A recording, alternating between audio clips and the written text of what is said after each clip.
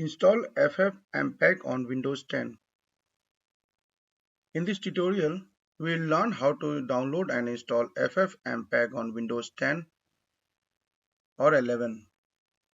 So ffmpeg is distributed on ffmpeg.org. To download, visit ffmpeg.org/download.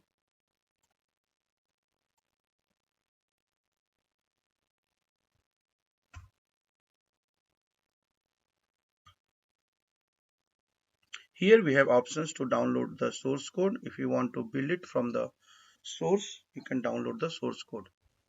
For most of the users, they want to just download the already built file and use it on their machine. So it is available for Linux, Windows and the Mac OS X. Since we are going to download and install on the since we are going to install on the Windows, we will be downloading the Windows package. So click here and then we have the two options. You can download either from this URL or from this URL. I will visit this URL, and this is the ffmpeg build binaries for Windows. So it is available in essential, then full build, and so I will download the full version, and this is into the 7-zip format. On my Windows machine I am using WinRAR. So WinRAR is on my Windows machine I am using WinRAR. So WinRAR will be able to unzip this 7-zip format. So click here and the download is now started. So it will take few minutes for the download to complete. So let's wait for the download to complete.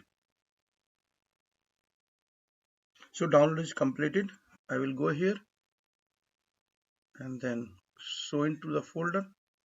I will cut it from here and move into the softwares folder because I am putting all my softwares here. So it is here. You can right click, and if the WinRAR is installed here, you can just extract files or extract here. If you don't have WinRAR, you can also use the 7-zip utility. So ffmpeg is here.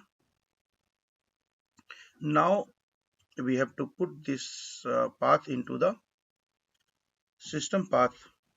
So for this, go to edit system environment variables and go to environment variables. Into this section, go to the path and create new one, and here paste the path software ffmpeg 2021 12 12 git and the slash and finally the bin directory. So you have to give the path till the bin directory. Now click OK, OK, and click OK. So ffmpeg is installed on our system. So ffmpeg is installed on our Windows machine. We can go to the terminal and type ffmpeg minus version. So it is giving the version information and how it is compiled. So it is giving the ffmpeg version and also providing the information regarding the modules which is enabled. Now you can use the ffmpeg for converting the video files or resizing the video files or many other things you can do with the ffmpeg. In future tutorials, I will show you many examples of ffmpeg